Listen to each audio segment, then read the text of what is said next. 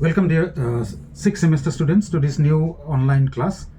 Today's topic or the text we are discussing is, as you see on the board, a bend in the river. So this is part of your world literature paper. So a bend in the river by V.S. Naipaul. So first of all, the writer. Who is the writer of a bend in the river? V.S. Naipaul. And it is part of your world literature. That means as a literary work, it has transcended its regional and national boundaries to be a property of the world and appealing to a world audience. So that's what world literature is. Now that particular novel, A Bend in the River, is part of world literature, and it is you can say Anglo-African literature. It is about a part of Africa written in the English language, so you can say it's part of that Anglo-African literary canon. Then comes the fact that this is a post-colonial work. The novel presents the African country Congo, which was later named Zaire, post-independent or post-independence Congo. So it presents the consequences of independence or consequences of decolonization, and it asks questions about colonialism and also post-colonialism. It's a post-colonial novel in that sense. Then it is also a political fiction.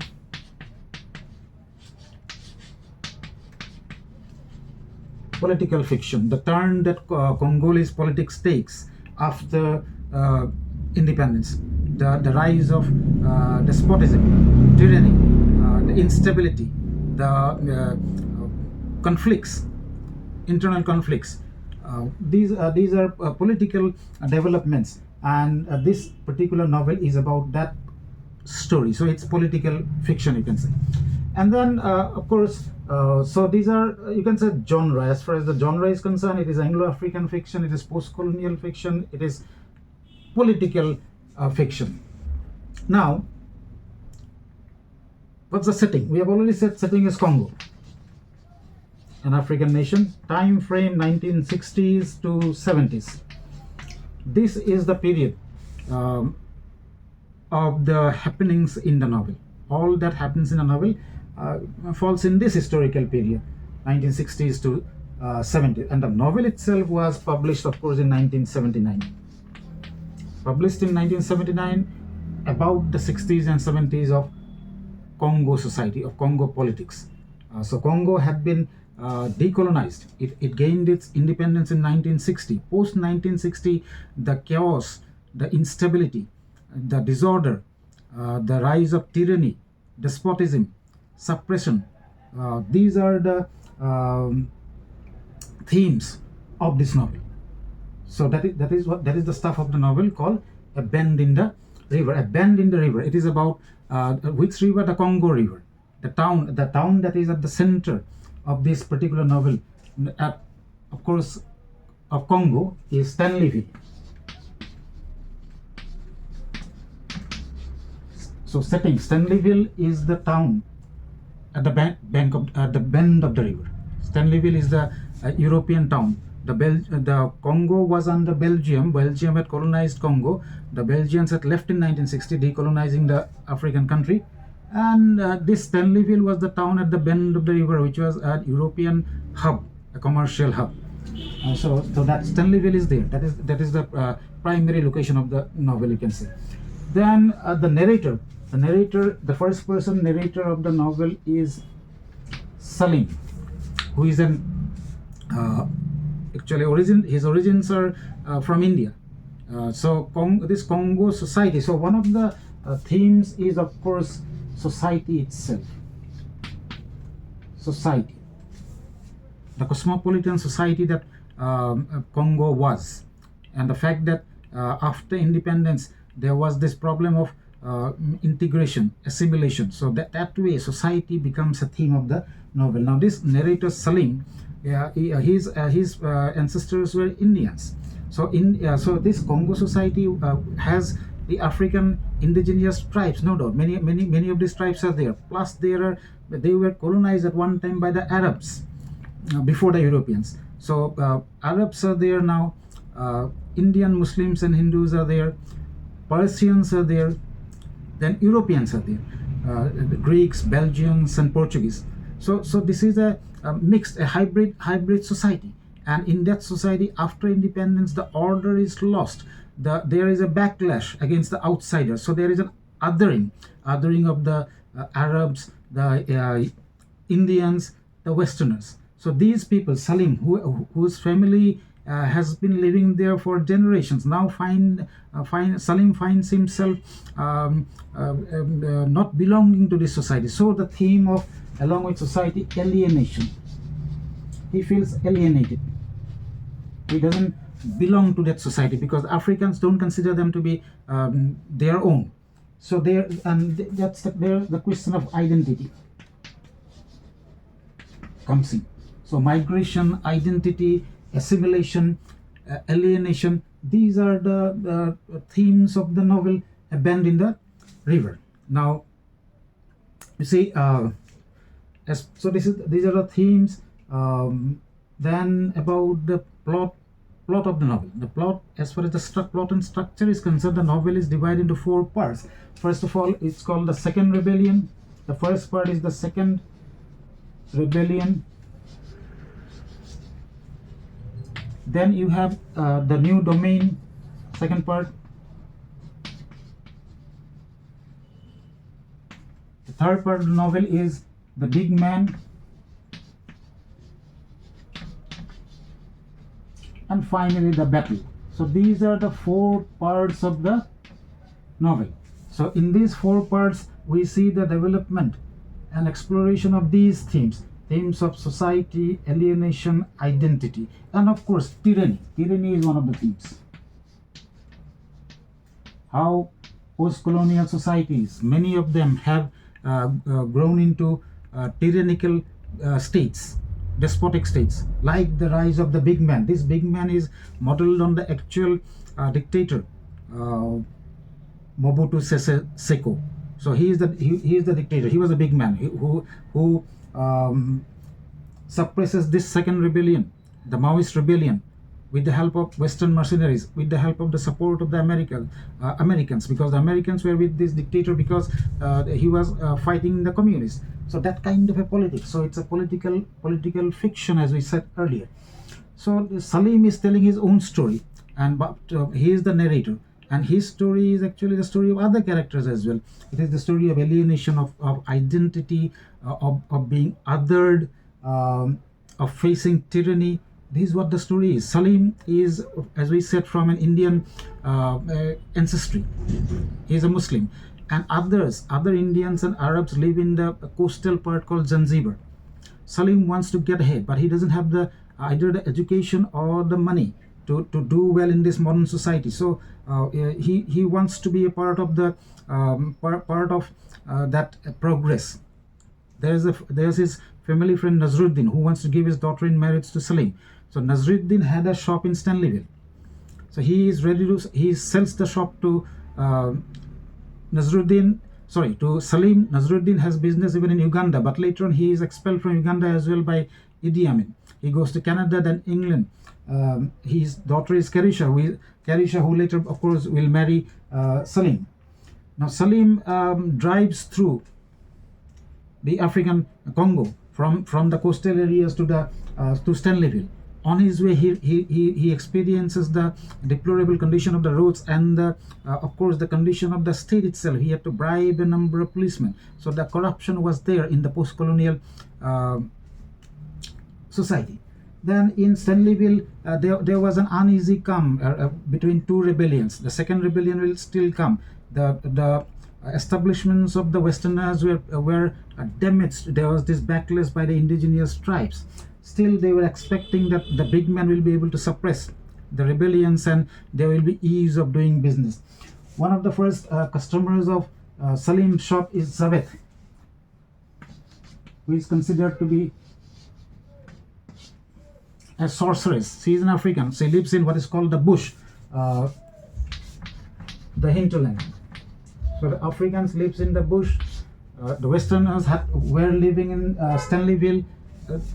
Our Salim and others live in the coastal areas, Zanzibar. So Zabeth is a retailer actually. So he comes to the town periodically, buys goods from our Salim and sells them in her community, in her own village. She has a son Ferdinand. Now Ferdinand, she wants Ferdinand to have all the modern education, so she brings him to the town, to the lycée, to the academic institution, and the father Huseman, who is a priest and one who is running the school. Father Huseman also is fascinated by African culture. He collects musk, but later on he is killed actually. Father Huseman. Anyways, Ferdinand's you can say local guardian is Salim. Now Salim protects him during difficult times. But then Ferdinand has his own identity crisis. He asks whether he should give up his ancestral customs, the belief in the spirits, etc., and become westernized. So that kind of a mismatch is there. Question of identity, question of that crisis, identity crisis is there. Not only in Salim, Salim has this question as well: is he part of the African society? Are the Africans ready to accept him as their own? They have spent generations in Africa, but the Africans now are not ready to accept them as their own. So that identity crisis, alienation, etc., are there. Then Salim, then there is the new domain. This is the symbol of Congo's the development. The big man has constructed this building, which houses a polytechnic and other academic facilities, and there are conferences, etc. And you have there Reynold, the historian, and Yete. Reynold was once the guru, you can say, of the president, friend of the president, friend and guide. But now the president, he is not in the good books of the president. He also finds it difficult to belong, even Mr. Reynold. Yete develops a relationship with Salim. And through that kind of a relationship, Salim feels that he is trying to belong to that Western society, society of the domain. That is a kind of a progressive Western kind of a society being built up by the big man. Then you have then you have the big man himself, the big man, the dictator. He has built a cult around him. He is arbitrary in his rule. He suppresses any dissent with an iron hand, and nobody is sure of their security. Even his own army men are not sure, and his officers are not sure who could be the next target. So that kind of an arbitrary despotic rule, the big man is actually delivering. And he wears a leopard skin hat, has a staff in his hands, and he has built a cult around his mother, who was a maid earlier. So that kind of a messianic person is now rising in post-independent Congo, post-independence Congo. So V.S. Naipaul seems to be in favor of that order under colonialism than this disorder and tyranny under self-rule. So that was the big man. Then finally, our Salim goes to England. There he meets Nazruddin and a doctor. Then of course he comes back. But when he comes back, he finds that his shop has been nationalized. Under this nationalization policy, what is done is Salim's shop, like others, is now given to an African citizen. Theotime is now the owner of that shop. He is the person of doubtful credentials. But Meti, the half African, who was a slave of the of Salim's family, he is also with Salim now, because there has been a rebellion in Zanzibar as well. So his family is disintegrating. They are scattered.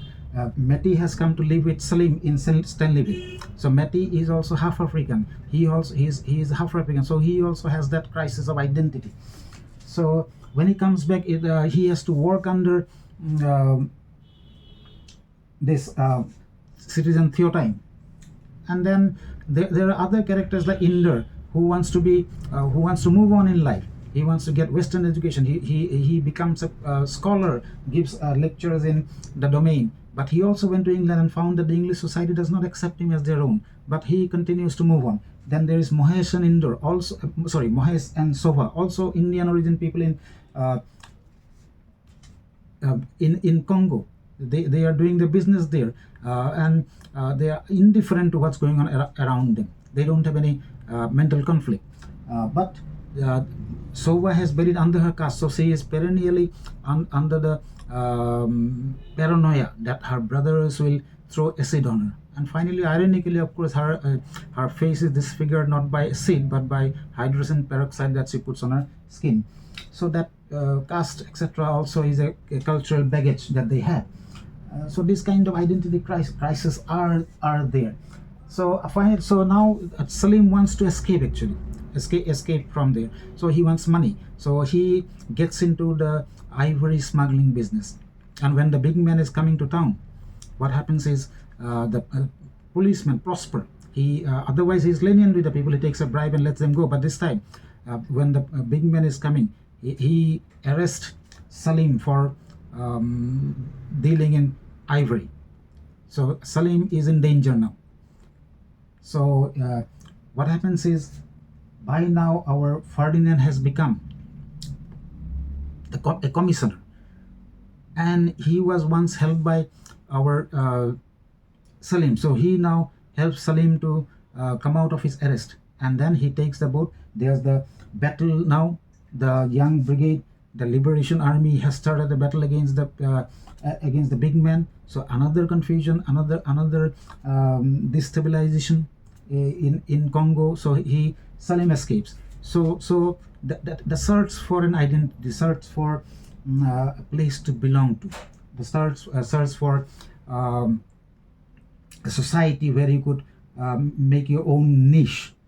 So that kind of a story is a bend in the river. So important characters: Salim is there, Nazaruddin, his daughter, then Inder, then there is Mohesh and Shobha, there's Father Huseman, there's Reynold and Yete, there's Meti, then the big man himself, the Zabeth. These are the Ferdinand. These are the important characters. In all these characters, we see the identity crisis and the sense of alienation, of not belonging to the society they are.